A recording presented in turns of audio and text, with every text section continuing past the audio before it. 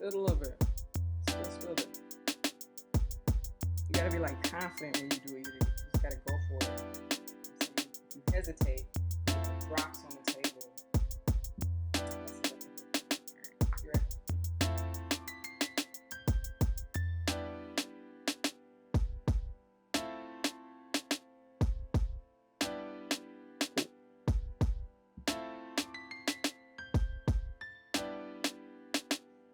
She's back. Like that. We good? We good? I think we're good. Okay. What's good, y'all? My name is Morgan Clement. I'm an artist and designer based in Los Angeles, California. I have a clothing line called Matin and Morgan. And this is Good Morning Morgan, which is a show that I have been developing over the past few months and just recently started. This is episode number 4, I think. And yeah, I just talk about things that are interesting to me, things that have to do with my life, my identity, those kinds of things. Hot topics, I guess, kind of. I'm not really that into pop culture, but if something really does like disrupt the headlines, I'm on it. Maybe. And so this is actually like a part 2 episode. So in episode number 3, I was discussing how somebody posted a clip on Twitter out of context of the Laverne Cox Show, which is a podcast sponsored by Shondaland. And in the particular episode that they referenced, or that they took a clip from, she was interviewing Jen Richards, who is also a trans woman who also works in the film industry. And they were discussing their experiences with dating. But the clip out of context was really just kind of about trans women and I guess kind of them exuding femininity and those kinds of things.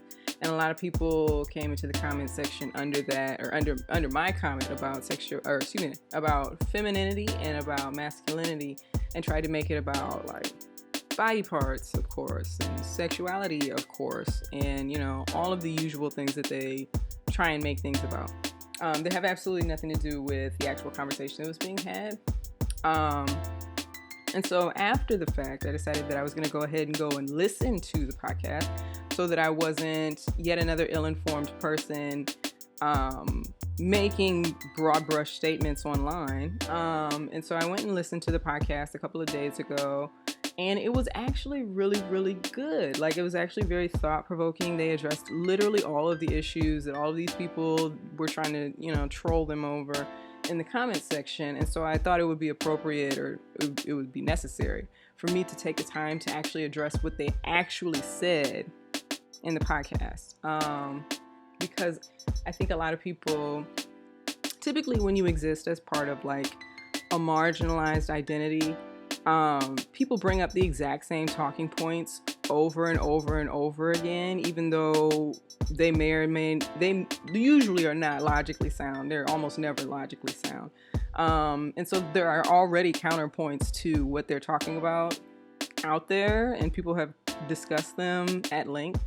But those people don't care. That's their talking point. That's what they're going to talk about, and they're going to keep talking about it. Like, as an example, just as an example from the last episode, I mentioned that I got into like a disagreement, an online argument under a YouTube video about Dr. Umar Johnson.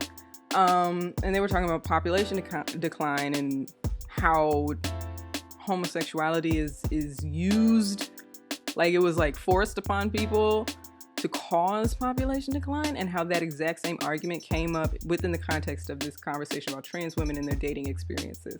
So people have their talking points and they use them with little to no reason whatsoever. It's just like, I would have so much more respect for people if they just said, I don't like these people. Like, it would be, at this point, we live in this weird period in history where it's taboo to say things like that. It's taboo to say, like, I just dislike an entire group of people. So it's like, I have to find reasons for why I dislike these people. And it's like, it would be so much easier on all of us if you just outright said that you dislike, you know what I'm saying? If you just outright said that you dislike trans people, or you dislike gay people, or the LGBTQ community at large. You know what I'm saying? It's not like you are sparing us your hate by not being forward and forthcoming with that. So just that. But yeah, so they had a really insightful conversation. A lot of the questions, like if you're somebody who is like genuinely interested in the perspective of trans women and their experience with dating, like if you are actually interested and not like, you know what I'm saying, you don't have ulterior motives where you're trying to,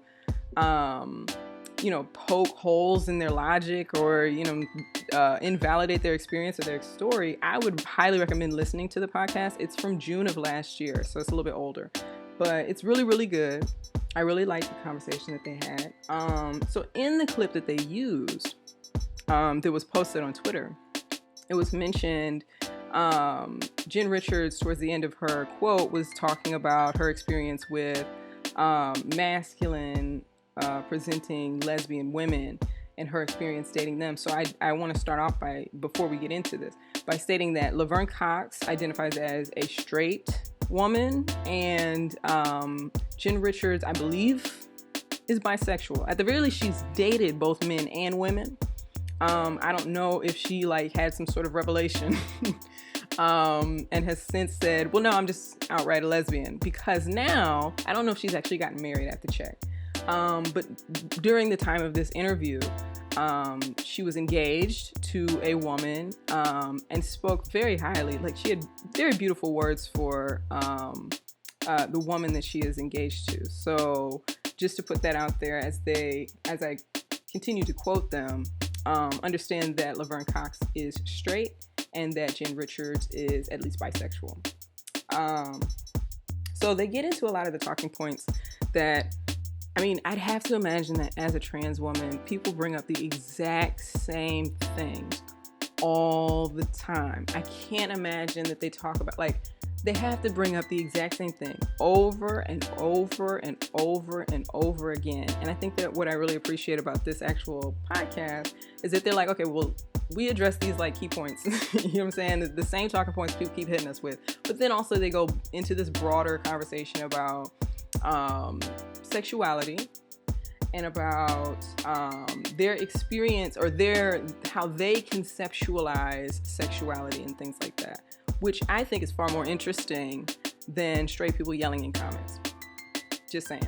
So let's get into it. So this is a continuation of what they were saying before. So I'm kind of starting in a little bit, they're talking back and forth. So this is kind of in the middle of their conversation. I believe that I think Jen brought it up. I don't know which one of them brought it up, but they're talking about Gen Z and how, they're a little bit older, so they didn't grow up with social media, and how they're saying discretion or being discreet was just kind of part of their experience in growing up and dating and those kinds of things, because social media didn't exist, and that now trans kids and trans youth are very, very open about their experience with transitioning. I follow quite a few people who are trans, and they're like, listen, I'm getting, they'll live tweet it, got my injections today, this hurts, that hurts, I'm starting to break out, those kinds of things, having mood swings, those kinds of things, very open about their experience. And so they were talking about how it almost kind of makes them cringe a little bit, because their default is to be a little bit more discreet about their experience. And the reason why they were bringing up discretion is because everybody likes to harp on the actual sex piece, as similarly to the way that they do with the rest of the LGBTQ community. They're really harping on what do y'all do in the bedroom, that kind of a thing. And Jen was mentioning it, I think, because she doesn't like to discuss what goes on in the bedroom, which is valid, right? Just because you're trans doesn't mean you signed up for a life of openly telling people what you got going on in your bedroom. You know what I'm saying? So let's start off. So I start with the quote from Laverne herself. And it says, I think I know where you're going with this, which, again, in the middle of the statement, that a lot of the reasons straight identified men seek us out are for very specific sexual reasons, for very specific body parts that some trans people have and some don't, and for very specific sexual acts. So it's like, how do we have this conversation about dating, sex, while straight men are into trans women, or why straight men are into trans women, without, I think for me, and she says it as an aside, I think for me it's not contributing to the further objectification of trans bodies. And I think for me, a sex act is not gendered, and a sex act doesn't denote someone's sexual orientation. I guess that's a liberal sort of assumption about sex acts, and other people think that a sex act means something very specific about someone, right? And then Jen comes back and responds, it's like you said, it's a physical act. It's just bodily pleasure. It's like, what does it matter? It points to a whole issue around misogyny and patriarchy. If a straight cis man has his straight cis wife put something in his butt, he's somehow gay. The insanity of that on the face of it, that a physical act between a man and a woman can somehow change a person's identity. I think that the emphasis that we put on identity, the success of that, is fracturing. I think trans people are part of that fracturing, and that part of that reaction against trans people is because of the fear that comes with that fracturing. The fact is that sexual orientation as identity is a very new concept. It's maybe less than 100 years old. For most of human history, people sleep with people, and men sometimes sleep with men and sometimes sleep with women and vice versa. And there never was this sense that, oh, this person is gay. And so they might do a gay thing. They might have sex with men, then marry a woman. And it wasn't this static identity. We really want to put people in these we really want to put people in this very limiting camp, and it affects everyone. It prevents us all from having this greater range of experiences and ways of loving and being loved. So I'm gonna stop right there and see how much more nuanced that is.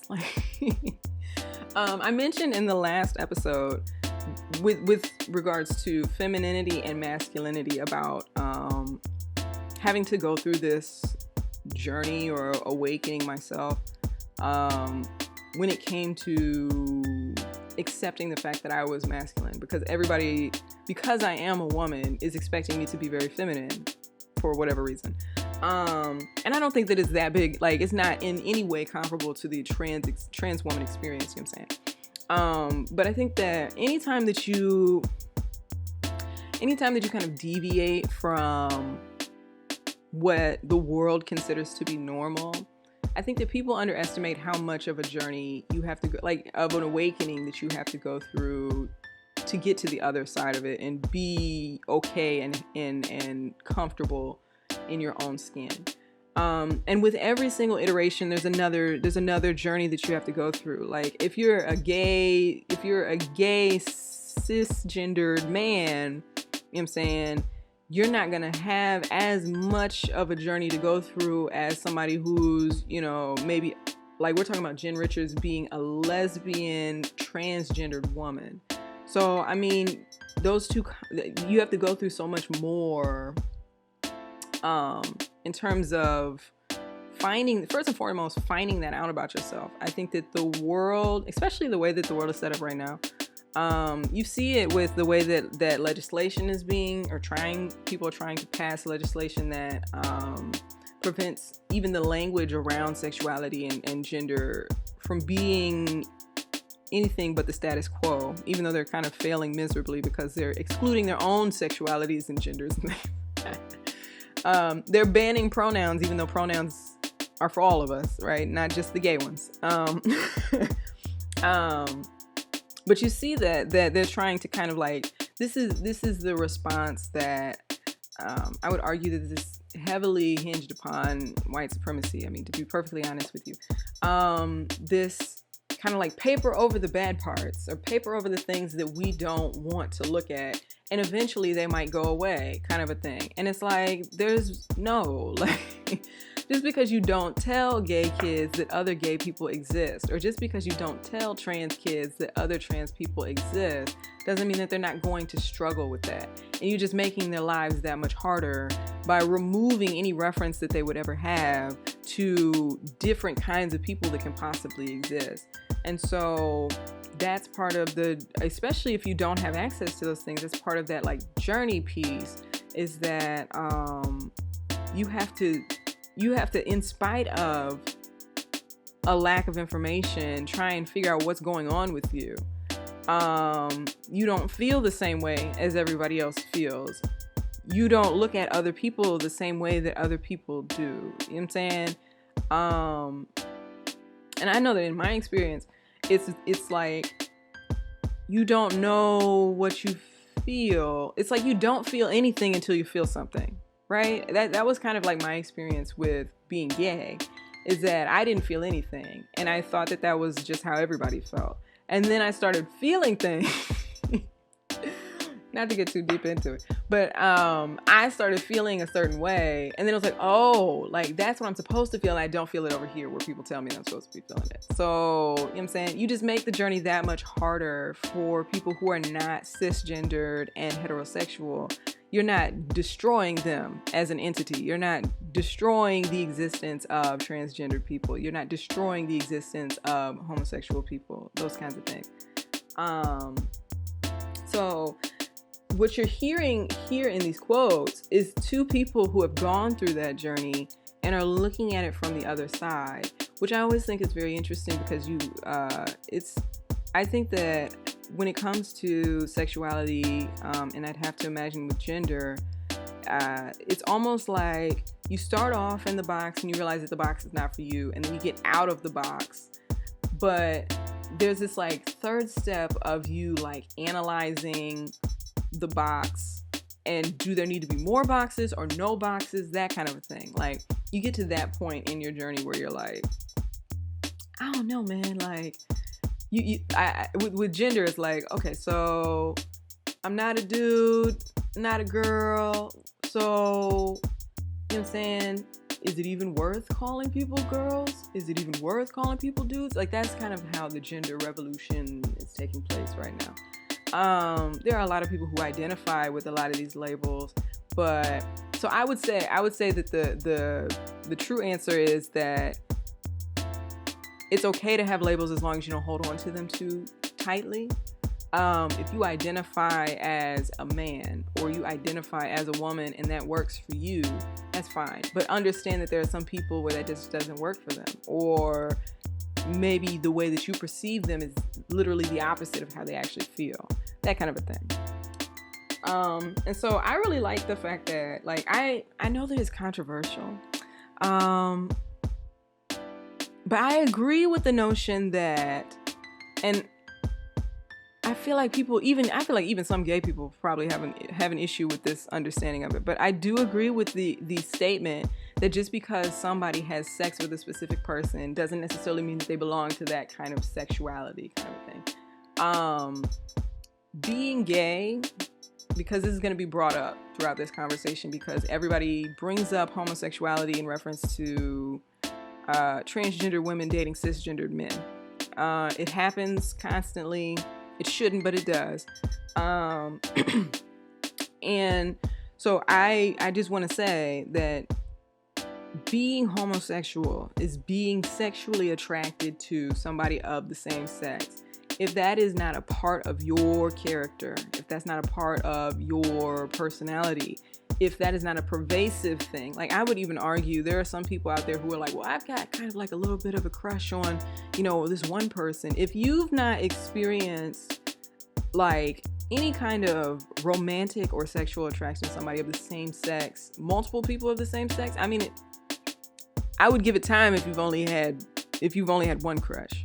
But if it's not like a pervasive thing, don't jump to the conclusion that you are gay. There are a lot of people who are trying to push people off the ledge kind of with that, where it's like, well, this dude is attracted to transgender women, so he must be gay. That's not, no. You know what I'm saying? And even to her point, even to Jen's point when she brought up the fact that there are a lot of cisgendered heterosexual men who enjoy pegging, which is what it's called, that are being called gay. That's not homosexuality. If you want your if you want your wife to insert something anywhere into your body, that's not homosexuality. If you want a man to do it, that's a different story. You know what I'm saying? And I think that to piggyback off of the conversation from the last video, I believe that there's a sizable portion of a sizable portion of men, since we're talking about cisgendered men, there's a sizable portion of cisgendered men who want that specifically and know that there's a greater chance that they could get that if they date trans women.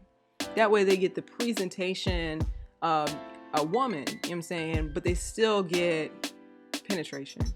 That's their business. I don't want to dive too deep into that. I'm not going to speculate on that, but I have to imagine that there's at least a percentage of men where that is their sexual attraction to trans women. And I hope that they find a trans woman who identifies with her body in that way and enjoys expressing herself sexually in that way. Because I see absolutely nothing wrong with that. I don't see anything wrong with any of this, really. Except for the ones who are cheating. I have a problem with that. You know what I'm saying? Be who you are. But don't cheat on somebody. If you need to go on off and experiment with your sexuality, either you need to have a conversation with your spouse about that, or you need to break up or divorce. You know what I'm saying? I don't condone cheating. But for the cisgendered heterosexual men that are single and find themselves attracted to trans women, you're straight. End of discussion. Okay. So then they go on to say, Laverne says, a lot of straight identified men who find themselves attracted to trans women are not engaged in these conversations. But I think a larger conversation around homophobia and that's a really big piece of this whole conversation that we have to have around dating trans folks and homophobia, right? Like, what I realize is that if any man dates me, at least publicly, he has to be really comfortable with people assuming he's gay, because that womanhood of trans women is often disavowed, is invalidated. And so because so many, I don't know if those are typos or if that's how she was talking, so many people don't think trans women are women. They assume that the men who date us must be gay. And then Laverne actually goes on to detail a relationship that she was in some years ago where she was dating a guy, and she said that she actually believed that she was in love with him, but that he would never claim her publicly, that he would never be seen with her out in public, and that she had to learn that was toxic, and that she couldn't thrive in a relationship like that. And now she has made that a boundary, which I think is amazing. Like, when I heard that, it's great. That she has made that a boundary, that she can't be with somebody who cannot publicly accept their relationship or publicly display their relationship publicly, which I think is great, because I have an issue with, and this is true throughout the LGBTQ community, is that, I'm sorry, I'm not drinking this coffee. Hold on. Coffee is amazing, y'all. Oh, I forgot to mention. Today I am drinking Portrait coffee. I am often drinking Portrait coffee.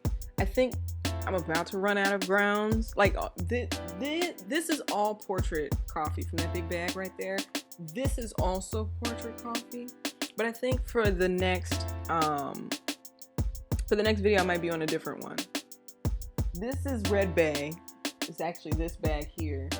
And this one is Don Carvajal right here. Just wanted to throw that out there.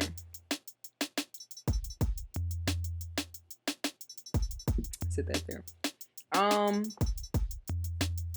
But yeah, so there's this issue that I think is pervasive throughout the LGBTQ community. And it is largely in response to, like, I was just talking about the legislation that they're trying to pass, namely in like Florida and Texas and whatnot. The like don't say gay bills, those kinds of bills, or, you know, don't use pronouns, even though pronouns refer to literally all of us. What happens as a result of that is that things don't go away, right? Just because you create legislation around these things doesn't mean that they go away. They go into the shadows, right? And that's the issue that I have with that, is that when things go down, when things end up in the shadows, that's where a whole lot of violence takes place. When things are not in the face, like if you can't see, hey man, you know what I'm saying? If it's not in your face, if it's not in the light of day, that's when a lot of violence takes place.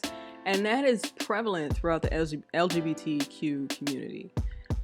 People who are ashamed of themselves, people who are ashamed of their sexuality, people who are ashamed of their gender presentation, people who can't take being out of the closet.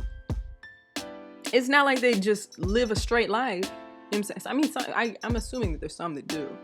But oftentimes, that can manifest in a lot of different ways. But the one that I want to discuss right now is the people who still run to the LGBTQ community to get their sexual needs met, and brutalize every single person that they come across along the way. There's a lot of emotional and psychological abuse that takes place. There's a lot of physical abuse that takes place, particularly with trans women, you know what I'm saying? I actually went to high school with a trans woman. Her name was Brittany. And she was a couple years older than me. And I graduated from high school in a year that I'm not going to tell you. And I remember my freshman year of college, because obviously I still was friends with and followed a lot of people that I went to high school with. A headline was circulating throughout some of my high school friends that a trans woman that we knew had been murdered in downtown Cleveland. That she had been fleeing from some man that she, I believe, was dating. She was running from him, and he shot her through the windshield and killed her. So I just remember when that happened, how shocked I was. I wasn't like close friends with her. She's one of those people. High school for me was a bit of a like social butterfly kind of an era. So I was just kind of like friends with anybody and everybody. But I had a few conversations with her, and she was like hilarious, like literally one of the funniest people that I've ever met. And so I was just so heartbroken to see that had happened to her. But that is a great example of, and they actually go on to discuss a very similar situation in this podcast, is that people are not going to stop. Like, it's not that trans women are out here like begging people to date them. It's not like trans women are out here begging people to have sex with them, that kind of a thing. Trans women largely are minding their business. They largely are minding their business and are being pursued by a shit ton of cisgendered men who want to keep things under wraps. And under those wraps is where the violence takes place. And I have a problem with that. And I think we all have a problem with that. That, like I said, is prevalent throughout the LGBTQ community. Is that when things are not open and honest, when people are not open and honest about who they are, they hurt other people. So I'm glad that Laverne Cox, and I'm glad that not only am I glad that she was able to come to that realization and free herself from that, and that's exactly the word that she used, free. But I'm glad that she spoke about it publicly, because I feel like there are a lot of people in the LGBTQ community who will just put up with it, because it's this weird experience of being wanted so badly, but no one actually like wanting to be like with you. It's such a strange experience. I don't think the straight people understand. Like, people who want to keep, you know what I'm saying, who they are hidden, but somehow still expect to have some sort of healthy relationship with you. And it's like nonstop that, you know what I'm saying? It's rare that you get somebody who's like comfortable in who they are, publicly affirms who they are, and will publicly affirm who you are, and you just have a happily ever after kind of life. You know what I'm saying? The lesbians are, among the highest. The lesbians are kind of killing it in that regard. When they find each other, you know what I'm saying? They merge and intermingle their cargo shorts, and they get their U-Hauls, you know what I'm saying? And they move into their apartments with their cats. And, it's marital bliss after 3.5 weeks. But for those who don't, you know what I'm saying, I think that this is a big issue, particularly for femme gay men and for trans women. This is the prevalent issue of people lusting after them but not wanting to publicly affirm their relationship with them or accept their relationship with them. And if there is even the slightest hint that somebody might find out, violence. It's actually interesting. I don't know. I can't speak on whether or not Gen Z is like more progressive on this issue, but I actually walk around a lot in this area and around my apartment. And somebody spray painted the words. Somebody named I don't know if it's Jules or Jim or something like that. Somebody evidently has been dating a trans person or trans woman. And so somebody decided to out them, like gross, outed them by spray painting Jules or Jim's or whoever this person is, had sex with a tranny or something like that on the side of like some sort of cable box or electrical box or something that's standing out on the street. And then somebody came by like a day or two later and spray painted right up under it, "So what?" And I was like, yes. I know that's right. They, you know what I'm saying? I live in Los Angeles, like I've said. And Los Angeles is not safe for a lot of trans women, to be perfectly honest. I don't hear a lot about what happens with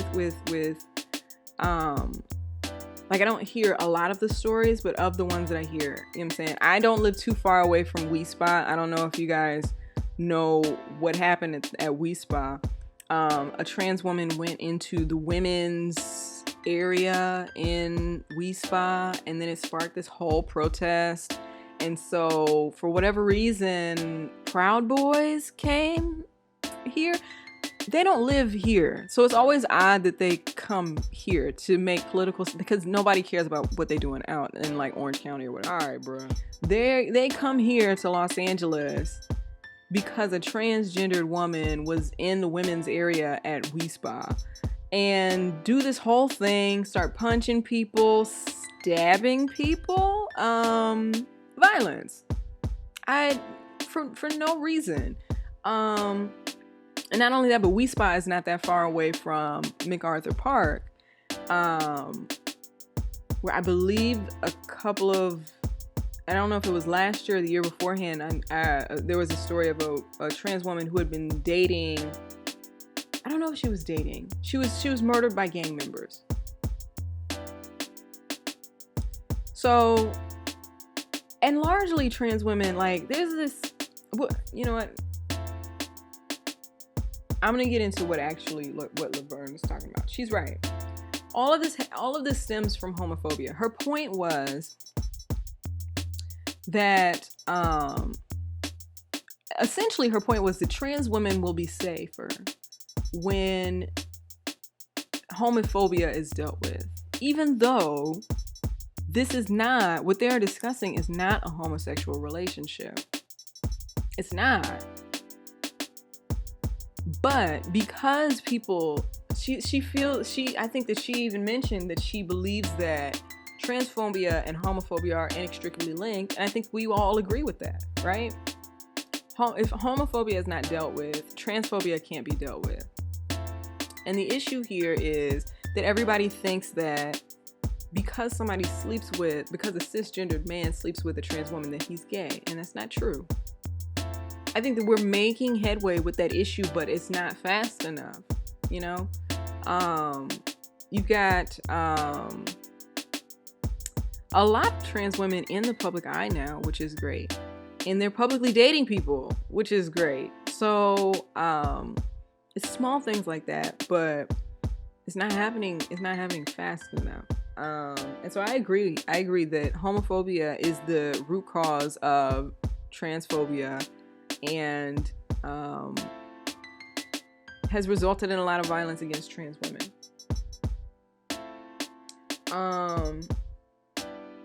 So let's see. Yeah, Mercedes Williamson. That is the trans woman that they referenced in their podcast. And from the story that they told on there, Mercedes Williams was dating somebody who was part of a gang for a while, for 6 months. And he brutally murdered her because his fellow gang members found out. And his defense when he was in court was that he didn't know her, first and foremost. They had been dating for 6 months. He pretended that he did not know her, that he had just met her, and that he put his hand up her skirt, and then he blacked out. And next thing he knew, he woke up regained consciousness and was standing over her bloodied body. And that became an actual legal defense in court, called the trans panic defense. And then it was, I guess, and it's sad because Jen Richards actually said that she was grateful, or that she was surprised. I shouldn't say grateful. She was surprised because months later he actually revealed or admitted to the fact that they had been dating for a while. They'd been dating for 6 months, and that he actually was very much in love with her.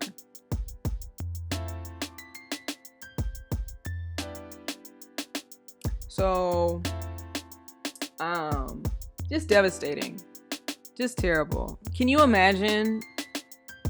Like, I can't imagine being in a position where you would ever even consider brutalizing, let alone murdering, someone that you love. And not because of like anything that they did. Like, it's because of public perception, because of the perception of your friends. So that's largely what the conversation that Laverne and Jen were having was, that that shame around possibly even being perceived as gay. Not even like, it's not even like you're being threatened. You don't even have to necessarily be threatening a man with violence. Like, it's not like he's doing so to save his life. It's even the perception of being perceived as gay. It's even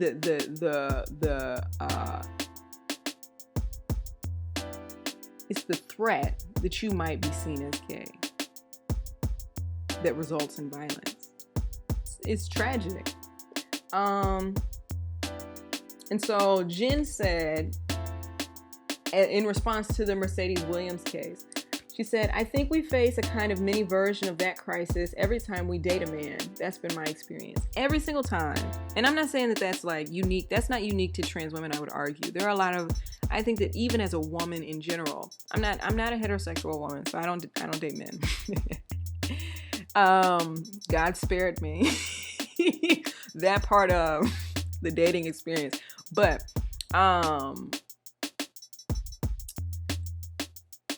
even as a gay woman, like that's how terrifying this whole thing is. Even as a gay woman, I have to be concerned with the way, and this hasn't happened in a long time because I live in Los Angeles, and largely the Latina men leave me alone. But when I was really trying to there was some years ago that I was really trying to work in like New York. And New York has a larger black population. So there would be black men that would stop me on the street to talk to me about whatever. You know what I'm saying? Always something. And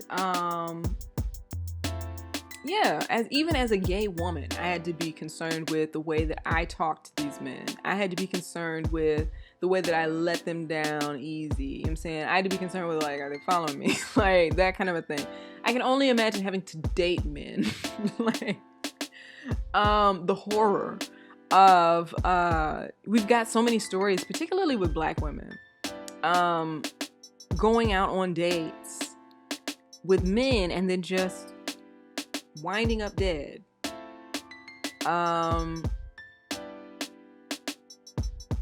And trans women I know have to deal with that on, I don't even know what kind of a level. Because in the same way that in this Mercedes Williams case, the man that killed her, I don't actually know his name, I'm sorry. He basically used like short-term memory loss or a break in consciousness as a legal defense.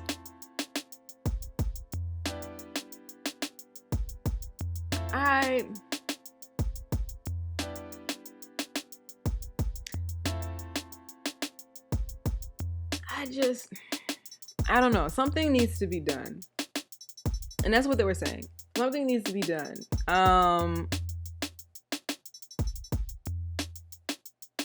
Yeah, I'ma just... Anyway, so Laverne then says, I think what's underneath all this is that men need to get over their homophobia. Transphobia and homophobia become so inextricably linked to me. Like I said. So then we're gonna go on to the next part, and this is the part that I really love that Jen was talking about. So sprinkled throughout here, Jen is discussing, I guess she's discussing this kind of like terrible dating experiences or fear that she experienced as she was, as she was out dating before she found her partner. And she really ends it with this beautiful statement about how she feels about her partner. Well, I'll just read the quote. Hold on a second. So Jen says, we're having a crisis of masculinity. I would say globally, really, but particularly within this country. So much of our society is built upon this foundational binary, male and female, and knowing who you are and where you belong. It's hard for anyone to figure out who you are and where you belong. And so society tells you, at the very least, no matter what else, you're male. Therefore, you can do X, Y, and Z. You should behave A, B, and C. There's a certain kind of, I think, for people like you and I, that maybe is really scary, and we want to escape those confines. But I think for the average person, that's really comforting to know, okay, this is how I behave, these are the things I'm allowed to do, and the people I date are going to be like this. And those two don't threaten each other. They support each other. Feminine women and masculine men, like I'm going to be the breadwinner, and you're going to be the emotional and the support and the homemaker. Like, we know where we stand, and that's really comforting. The irony is that I think trans people like you and I actually don't threaten that in most ways. But I think trans people in general, the idea that you could be born into one side of this and then move to the other, or not fit in, or disrupt these kinds of power norms, is threatening to the entire worldview. And for me, it's the only way for me to understand why there's such intense vitriol. So, yes. it's just like what I was saying before. It's like if you exist, the world exists inside of a box. You find that the box doesn't work for you, and so you try and get out of the box. And once you're outside of the box, you can either say, well, I'm out of the box, and just leave it there. Or you can begin to, conceptualize and understand the box itself. And I feel like that's what this conversation is. I don't know. I just thought that was so... It's so much better. Like, there's a few different, like, I already have my next episode in mind, so this is kind of relevant. But I just feel like it's so much more profound and thought-provoking to hear the perspective of people inside of the experience than it is for the people to hear from the people speculating from the outside. This requires a lot of growth. This requires a lot of soul searching and pass-fail, criteria, and this requires a lot of introspection, and I don't know. You have to take kind of a macro perspective on all of humanity and say well, why are we like this? We do have a crisis of masculinity. And kind of to piggyback off of what I said last episode, masculinity is not being a strong man and the way that you walk and whether or not you have tight jeans or loose jeans or a tight shirt or a loose shirt or which ear you have pierced and where you wear your earrings. And it's not whether or not you have, your nails painted, or if you have high heels on or you don't, or that kind of a thing. That's not masculinity. Those are behaviors that we have been told are masculinity that men hold on to so tightly and criticize other men about, to the point that it just results in, I would argue that this is not something that just affects trans women, right? And you should listen to trans women because it affects all women. Men holding so tightly to a prescribed definition or notion of what masculinity is dangerous even to other men. To be perfectly honest with you, it's dangerous to all of us. It's dangerous to all of us. So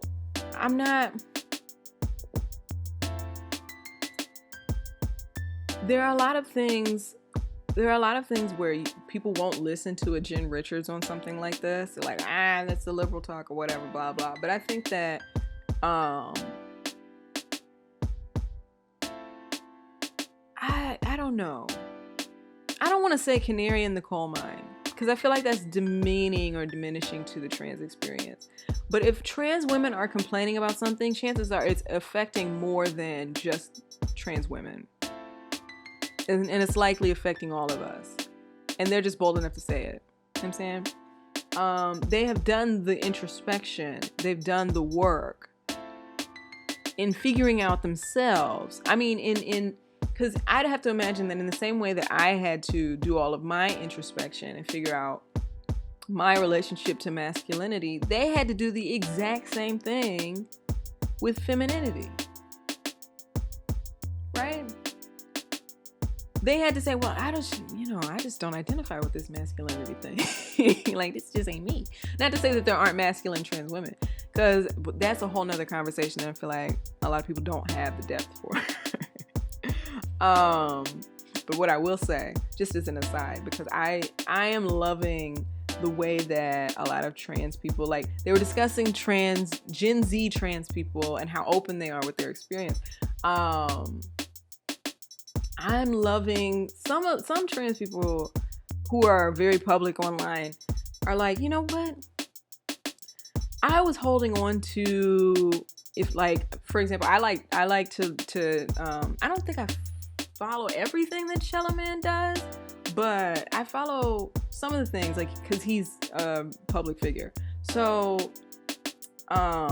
And he often discusses like, well, I was so hung up on what performance of masculinity was when I was transitioning, and now that I've been in this for a few years, I'm just, like, it's almost like they have to reacquaint themselves even with some feminine things, right? Like going through the process of affirming yourself as a trans man, and then turning around and saying, well, it doesn't destroy my manhood to say I'm going to paint my nails today. Or it doesn't destroy my manhood to say I'm going to wear a skirt today. That kind of a thing. Like that journey, that specific loop to me is just so interesting and dope. Like,